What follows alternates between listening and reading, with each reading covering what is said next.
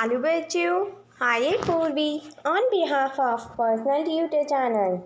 आज हम लोग class 8 social and political studies का चैप्टर नंबर 6 अंडरस्टैंडिंग आ क्रिमिनल जस्टिस सिस्टम पढ़ने वाले हैं। आज हम समझेंगे कि कैसे क्रिमिनल जस्टिस सिस्टम क्या होता है, कैसे उसमें हमको इंसाफ मिलता है, ये सारी चीज़ें हम इस चैप्टर में पढ़ेंगे। When we see someone violating the law, we immediately think of informing the police। जब हम किसी को देखते हैं कि कोई रूल तोड़ रहा है, लॉज फॉलो नहीं कर रहा है, तो हम इमीडिएटली चाहते हैं कि हम पुलिस को इन्फॉर्म करें। You might have seen either in the real life or in the movies police officers filling the report and arresting the persons। आप लोगों ने देखा होगा आपकी रियल लाइफ में भी और मूवीज़ में भी कि जब पुलिस ऑफिसर रहते हैं आप उनको रिपोर्ट देते हैं और फिर जिसके अगेंस्ट आप रिपोर्ट देते हैं वो पर्सन उसको अरेस्ट करता है। Because of the role played by the police in arresting the person we often get confused and think that it is the police who decide whether the person is guilty or not। फिर police का role रहता है किसी person को arrest करने से पहले वो उसकी पूरी जांच पड़ताल करते हैं कि वाकई में उस पर्सन की गलती है या नहीं है। This however is far from true। After a person is arrested, it is a court of law that decides whether the accused person is guilty or not। अगर एक पर्सन को अरेस्ट कर दिया तो ये कोर्ट का लॉ है, वो डिसाइड करेंगे कि पर्सन गुनहगार है या नहीं है। According to Constitution, every individual charged a crime has to give a fair trial। Constitution के अकॉर्डिंग, हमारे संविधान के अकॉर्डिंग, एक सिंगल पर्सन अगर वो क्राइम करता है, गुनाह करता है, तो has to give a fair trial, तो उसके अगेंस्ट एक इंसाफ होना चाहिए। What do you understand? What do you know? What is meant to get a fair trial? क्या आपको पता है कि फेयर ट्रायल का मतलब क्या होता है? Have you heard of an FIR? क्या आपने कभी FIR सुना है? Or do you know who a public prosecutor is? क्या आपको पता है पब्लिक प्रोसेक्यूटर कौन होता है? On this chapter, we use a frictional case to theft to try and highlight the process as well as the role of different individuals in the criminal justice system। Most cases go through a process that is similar to the one discussed in our frictional case। Therefore, understanding these processes as well as the role that different persons should play within the criminal justice system is crucial। So that is, if ever the occasion should arise, you are aware of the process that should be followed। So I plead not guilty and I claim trial। At the apartment in Bombay, Mrs. Sindhe is getting dressed। She has been frantically searched for her gold chain for over an hour। Hurry up, we are going to be late for the wedding। I can't find my gold chain। It's not in the drawer। I suspect that Shanti might have stolen it। She always spends a long time during my dusting my room। सो उसके husband बोलते जल्दी करो, हमें शादी में जाने में late हो रहा है। तो वाइफ मिसेस संदे बोलती है मेरी सोने की चेन घूम गई है। माने तो वो ड्रावर में रखी थी लेकिन वो ड्रॉवर में नहीं है। मुझे ऐसा लगता है कि शांति ने मेरी चेन चुरा ली है क्योंकि उसको मेरे कमरे की डस्टिंग करने में बहुत समय लगता था। Shanti Hamram has been working in the house for the past 3 years। शांति उनके घर में 3 साल से काम कर रही है। Shanti, have you begun to steal now? कि अब तुम चोरी करने लगी हो? And that too my gold chain too? और तुमने मेरी सोने की चेन भी चुराई है? ब्रिंग योर ट्रंक, अपना ट्रंक लेकर आओ। I want to search it, मैं उसमें ढूंढना चाहती हूँ। We will call the police, हम पुलिस बुलाएंगे। So if you have the chain return it now. बोलती अगर तुम्हारे पास चेन है तो मुझे जल्दी से दे दो। Madam, I haven't stolen it. So Shanti बोलती मैम, मैंने नहीं चुराई है वो chain. Mister Sindhe searches Shanti trunk and finds an envelope with 10,000 in it. तो मिस्टर सिंधे ने उसका ट्रंक खोला और उसमें उनको 10,000 का एक एनवेलप मिला। He screams at Shanti, saying that this is the money she got from selling the chain. तो उन्हें इस पर शांति पर यह शक होने लगा कि शांति ने सोने की चेन बेचकर ये पैसे रख रखे हैं। साहेब, my brother and I have been saving this money over the last 1 year. तो शांति बोलती साहेब, मैं और मेरा भाई मिलकर साल भर से पैसे बचा रहे हैं। We want to buy a bull. हमें बुल खरीदनी है। When we go to our village, madam, I am innocent. मैं innocent हूँ, मैं बेगुनाह हूँ। Mr. Sinde has come to police station.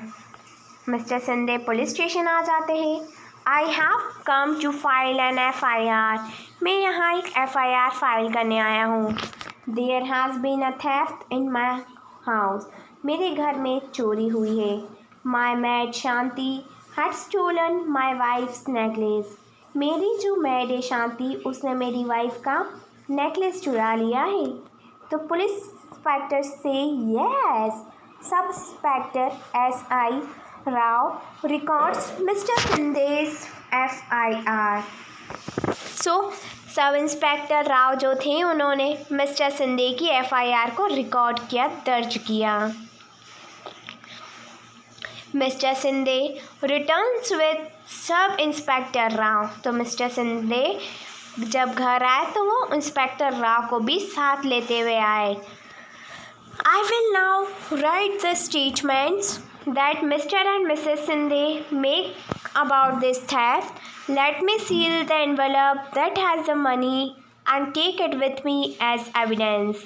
तो बोलते हैं कि मिस्टर और मिसेस सिंधे ने स्टेटमेंट FIR फाइल करी है, मुझे वो एनवेलप दो जिसमें पैसे, मैं उसे सील करना चाहता हूँ as a evidence. I am arresting Shanti and taking her to police station. मैं शांति को अरेस्ट करना चाहता हूँ, उसको पुलिस स्टेशन ले गया. Please don't let him take me.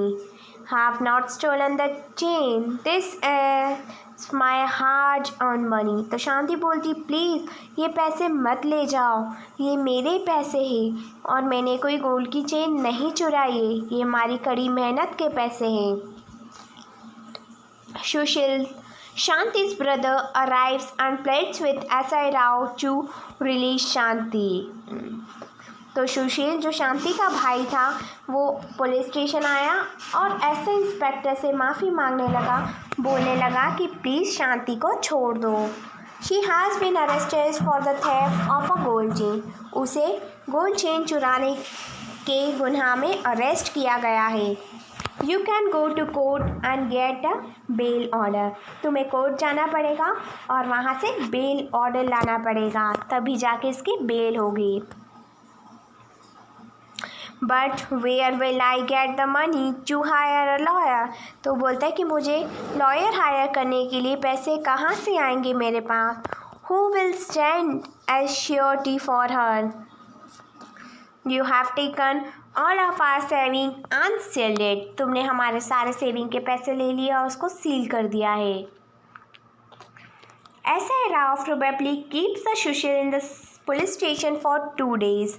Sushil is abused and beaten by SI Rao and other police constables. They try and make him confess that he and his sister Shanti had a gang of domestic servants that have stolen the jewelry from other home. There have been other compliments of the theft of jewelry from the Sindhi neighbor. As Sushil keeps repeating this, he is an innocent factory worker. The police let him go after 2 days. Although the court granted the bail to Shanti after a month, she was unable to get anyone to stand surety for her for rupees 20,000. She therefore continued to be in jail. She was very traumatized. She is worried about what will happen during the trial. What will happen to me? I haven't done anything wrong and yet I am behind bars just because madam suspects me. मैंने तो कुछ किया भी नहीं है और मेरी तो कोई गलती भी नहीं है, फिर भी मैं जेल में हूँ क्योंकि मैडम ने मेरी कंप्लेन करी है. And the money that we have been saving will I get ever it back? क्या जो पैसे हमने जमा करे क्या वो हमको मिलेंगे वापस?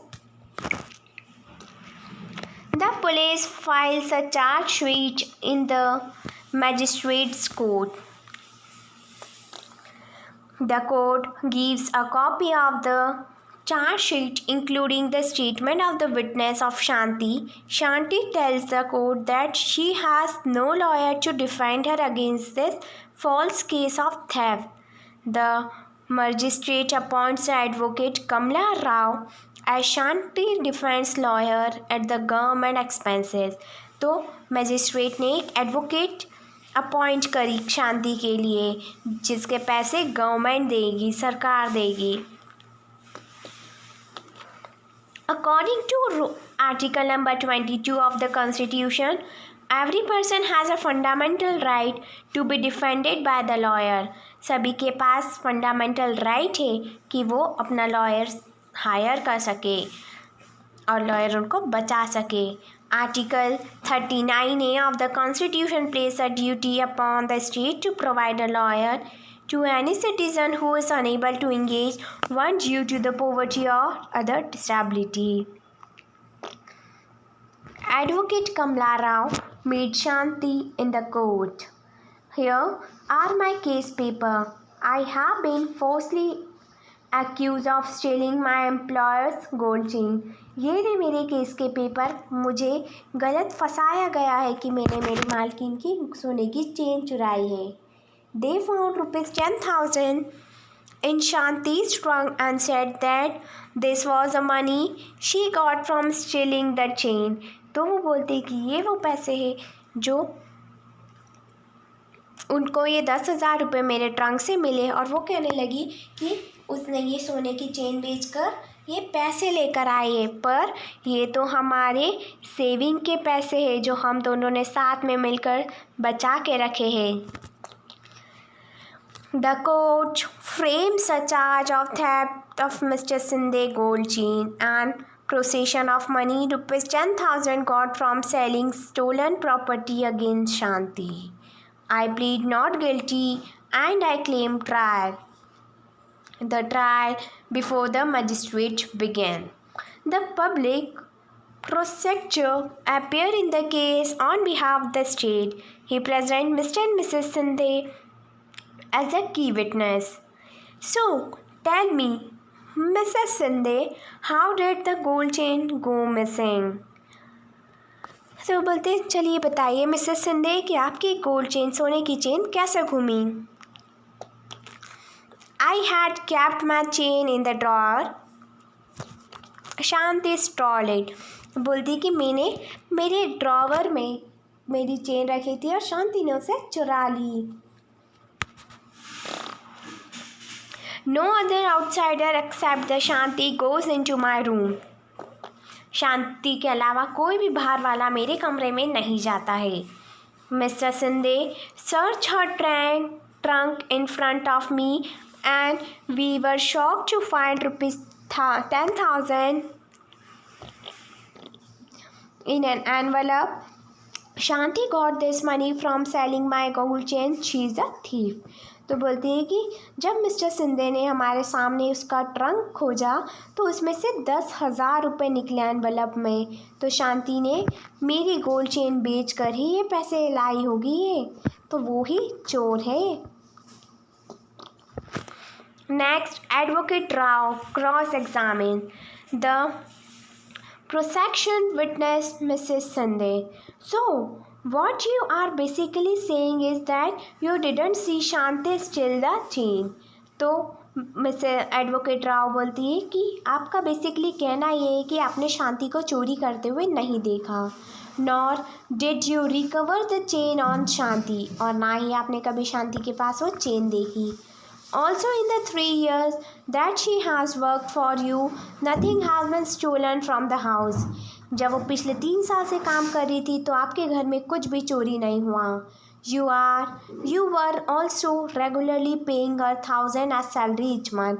और आप हमेशा उसको 1,000 रुपये पे करती थी हर महीने के। So, Advocate Rao examined Sushil and his employee as defense witness. Through his testimony, she is able to show that 10,000 found in the Shanti trunk could well be the earning of Sushil and Shanti.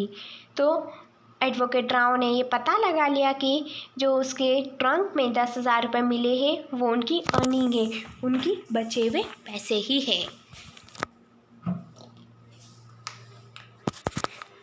As the trial is nearly completion, जैसे ही trial ख़त्म होने ही लगा था, Sushil learned that Inspector Sharma has busted a gang of young men who have been stealing the jewelry from Sindh's neighbor. और इतने में inspector Sharma एक gang को पकड़ के लेकर आए जो सिंधी के नेबर के घर से चोरी करी थी, जिन्होंने some of Mrs. Sindh's son's friend are part of this gang, और उस गैंग के कुछ लोग तो वो थे जो मिसेस सिंधे के बेटे के दोस्त थे। Mrs Sindhe chain has been found on them, और मिसेस सिंधे की चेन उन्हीं के पास मिली। Sushil tell advocate Rao about this, Sushil ने एडवोकेट राव को ये बताया। Advocate Rao now calls inspector Sharma as a defence witness. तो एडवोकेट राव ने अपने डिफेंस के विटनेस के लिए इंस्पेक्टर शर्मा को बुलाया। Inspector Sharma, can you show and tell me what you have found? क्या आप बता सकते हैं आपने क्या ढूंढा है? Here is a chain that has been identified by Mrs Sindhe as her. We busted a gang of boys who have stolen the chain. These boys have admitted that they have stolen the chain. तो हमने उस पूरी gang को पकड़ लिया है जो चोरी करते, ज्वेलरी की चोरी करते हैं, और इन्हीं ने ये चेन भी चोरी करी है। और उस लड़के ने एडमिट किया है, मान लिया है कि ये चेन उसी ने चोरी करी है। The judge heard the testimony of all the 3 witnesses. फिर जज ने तीनों की बातें सुनी। After the testimony of the inspector Sharma, advocate Rao argues before the judge that it has now been established that Shanti is innocent and should be acquitted. तो इससे ये साबित हुआ, मिस एडवोकेट राव ने ये साबित कर दिया कि शांति इनोसेंट है, शांति बेगुनाह है। Shanti, you are hereby acquitted of the charge of theft. The police will hand over to you the 10,000 that has been sealed. तो शांति को बोलते कि तुमको डिस्चार्ज किया जाता है, तुम बेगुनाह हो, और जो तुम्हारे 10,000 रुपये थे वो पुलिस तुमको वापस दे देगी। In my written judgment, I have made it point to highlight S.I. Rao's role is conducted such a showy investigation that made you spend time in jail.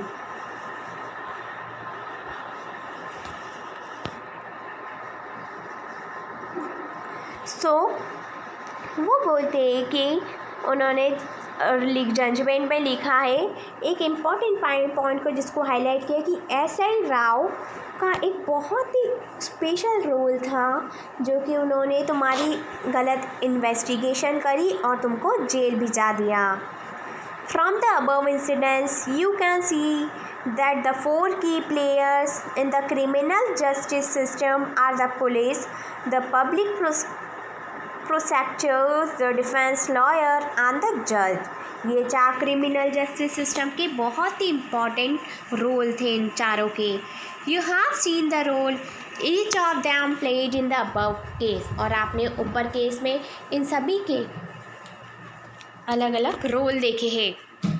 Now let us try and understand the role more generally. अब हम सबको individually read करेंगे और सबके role के बारे में और अच्छे से जानेंगे. What is the role of public in investigating a police in investigating a crime. Police का क्या रोल रहता है किसी गुनाह को इन्वेस्टिगेट करने में.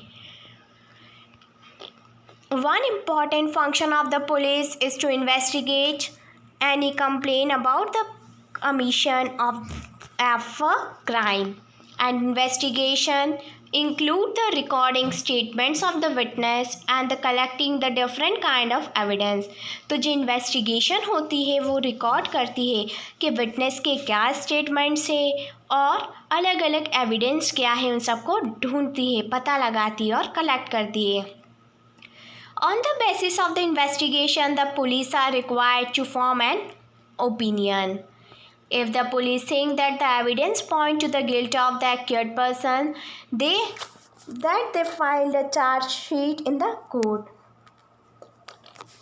अगर एविडेंस के थ्रू पुलिस को पता चलता है कि वो पर्सन ने ही वो क्राइम अटैम्प्ट किया है तो वो एक चार्ज शीट बनाते हैं और उस चार्ज शीट को कोर्ट में भेजते हैं. As stated at the beginning of this chapter, it is not the job of the police to decide whether the person is guilty or innocent. तो जैसे ही हमने इसमें स्टार्टिंग में पढ़ लिया था कि पुलिस का कोई हक नहीं बनता है ये बताना कि कोई पर्सन गुनहगार है या नहीं है. मतलब यानी किसी ने गुनाह किया है या वो बेगुनाह है. You read in this is for the judge to decide. ये काम जज का रहता है. You read in unit second about the rule of law. Unit second में आपने पढ़ा है कि लॉ के क्या रूल्स रहते हैं. which means that everyone is subject to the law of land. This include the police. Therefore, police investigation always have to be conducted in accordance with the law and with respect for the human rights.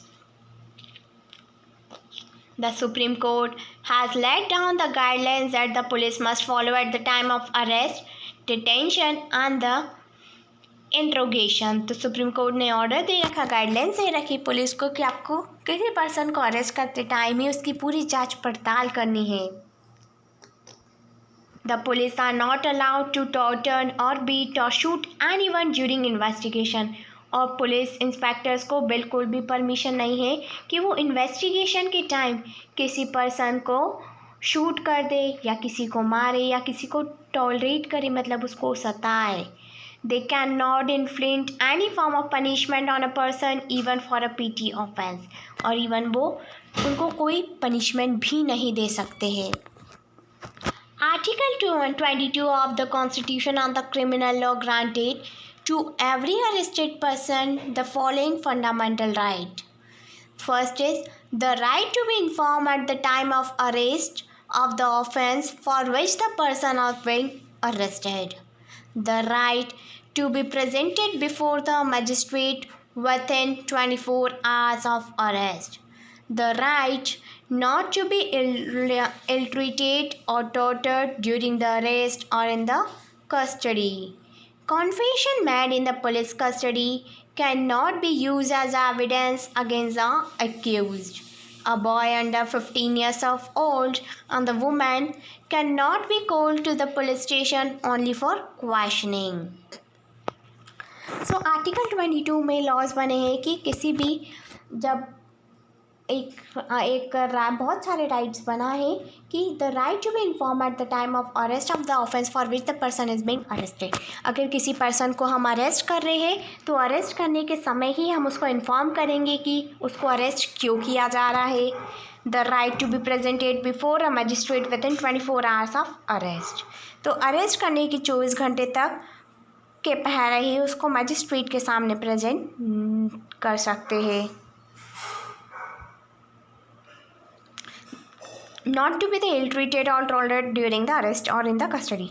अगर कोई person custody में है या उसको arrest कर रखा है तो उसके साथ इल ट्रीटमेंट नहीं कर सकते, बेकार व्यवहार नहीं कर सकते हैं, बुरा व्यवहार नहीं करना है। And the confession made a police custody can not be use as evidence against the एक्यूर्ड।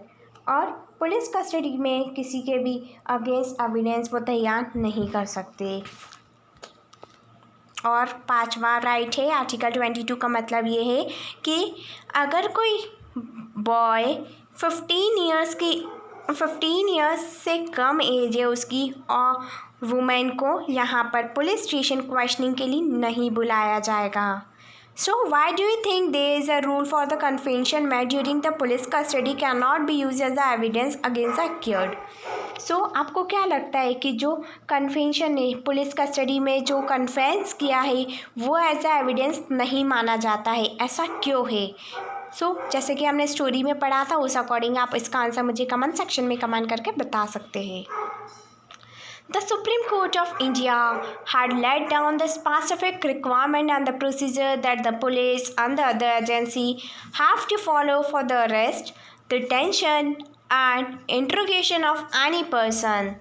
These are known as D.K. Basu guidelines, and some of these include the police officer who carry out the rest of investigation should wear accurate and the visible identification and the name tag with their designation.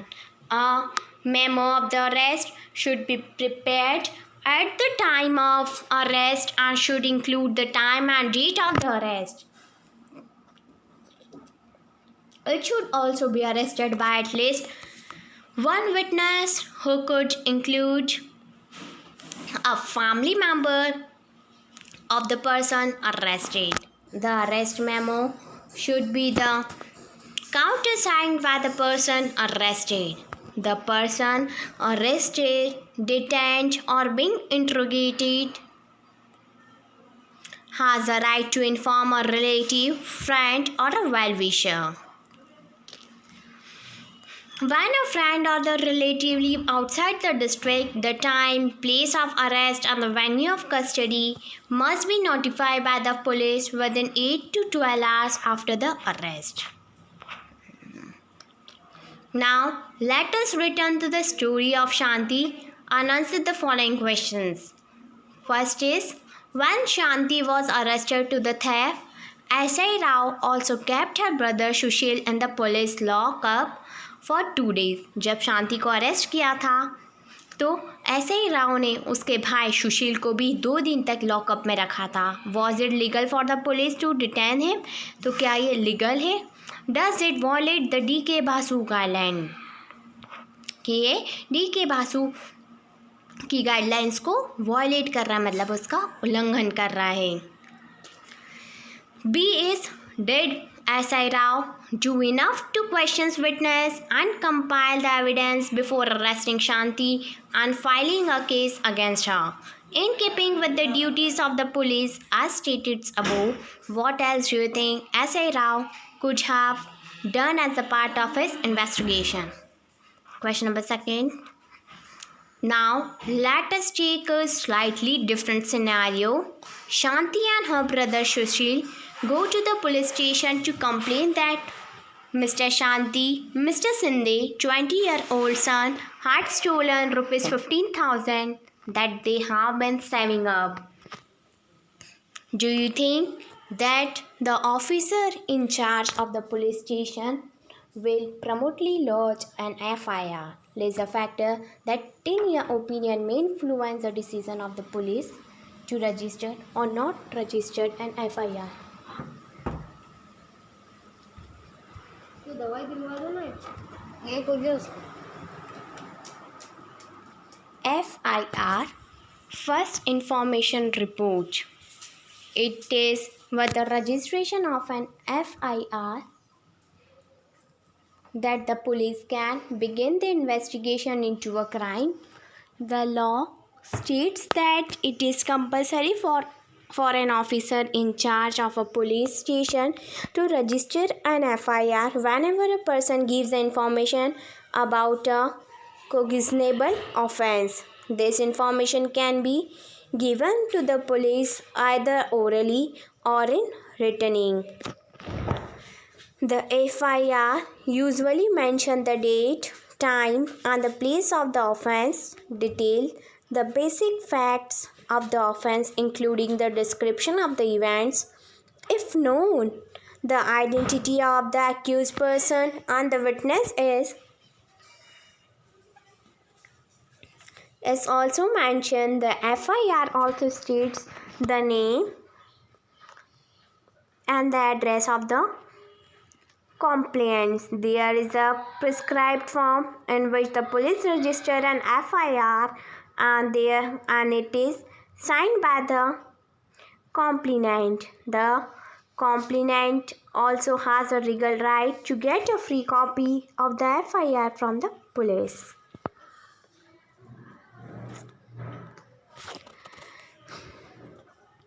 What is the role of the police prosecutor? A criminal offense is regarded as a public wrong. Criminal offence क्या होता है? जब किसी public के साथ कोई गलत हुआ होता है, अन्याय हुआ होता है, तो हम पब्लिक प्रोसेक्टर की मदद लेता है. What is meant by this is that it is considered to have been committed not only against that affect the victim but against the society as a whole. Do you remember the case of the Drori death of the Sudha that we read about in the previous chapter? The case वो नहीं है. The case पता नहीं against the accused Lakshman and his family was presented by the state.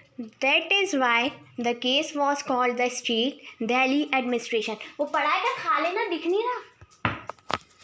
Versus Lakshmi Kumar and the others. Similarly, the above case can be the call at State versus Shanti Hamram and not Mrs. Sindhe versus Shanti Hamram. In the court, it is the public prosecutor who represent the interest of the state. The role of the prosecutor begins once the police has conducted the investigation and filed the charge sheet in the court. He or she has no role to play in the investigation. The prosecutor must conduct the prosecution on behalf of the state. As an officer of the court, it is his or her duty to act impartially and present the full and the material fact, witness, and the evidence before the court to enable the court to decide the case. So, tell me, Mr. Sindhe, how did the gold chain go missing? So, I had kept my chain in the drawer. Shanti stole it. No other outsider except Shanti goes into my room. Mr. Sindhe searched her trunk in front of me and we were shocked to find 10,000 rupees and an envelope. Shanti got this money from selling my gold chain and she is a thief. और वो ही उसी ने चोरी करी है.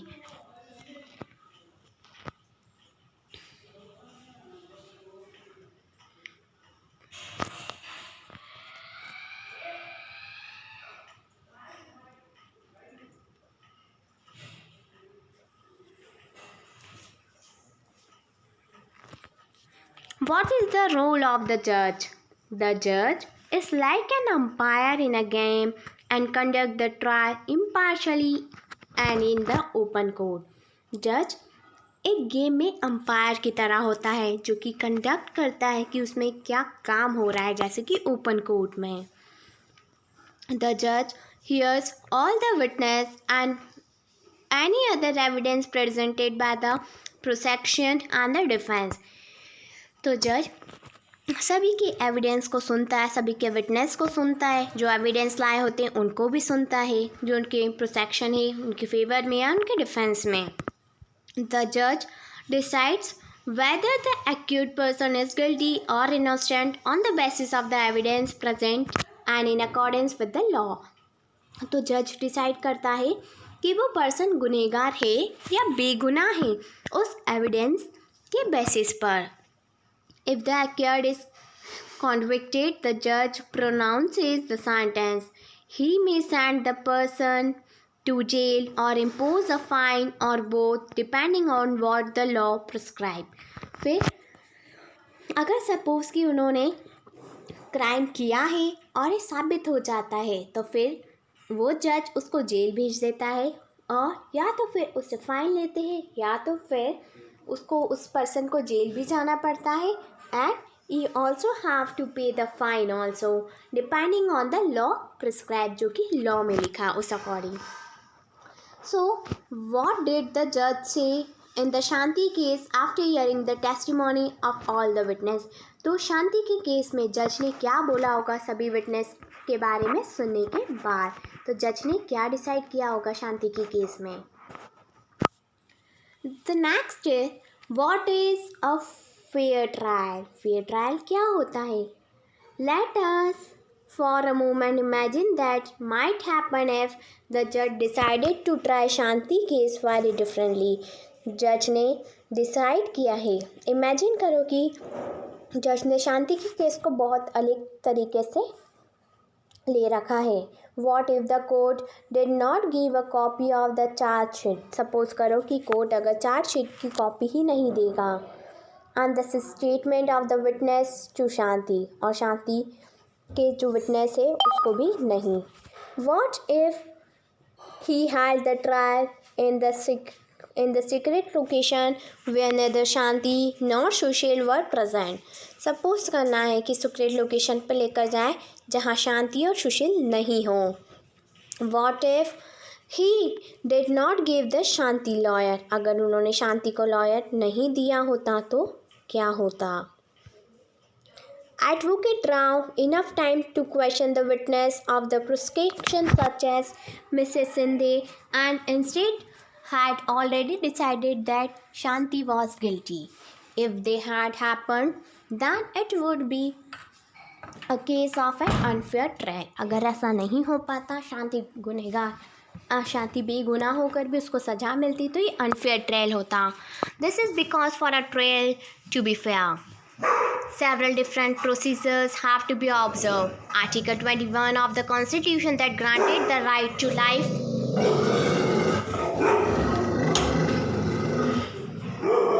states that the person's life